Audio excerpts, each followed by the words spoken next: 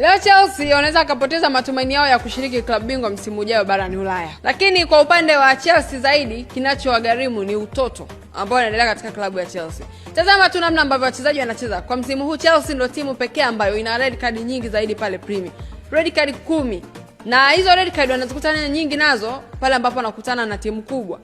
Huwa anaruhusu kupata red card. Na hayo matokeo ndio huwa yanawagharimu. Yaani ule utoto ambao wanaofanya. Yaani ule utoto wao umri wanauleta mpaka ndani ya uwanja. Kuanzia kocha wao ambaye pia ni mdogo lakini hana uzoefu na michuano ya Uingereza ama ligi ya Uingereza. Hicho ndio kitu pekee ambacho kinaweza kawagharimu. Na endapo watapoteza mchezo wa leo, basi matumaini yao ya kushiriki klabu bingwa msimu ujao yanaweza akaa yanaendelea kushuka zaidi. Japokuwa mimi na uhakika kabisa mashabiki wa Manchester United wao wanatamani kumuona Aston Villa akipoteza ule mchezo. Kulingana na nafasi ambazo walizo Manchester United pamoja na Aston Villa na alama ambazo wanalingana. Pengine labda ikani ahueni kwa Manchester United either Aston Villa akipoteza ule mchezo ama akitoa sare, maana Manchester United leo naye pia anaenda kukutana na Newcastle.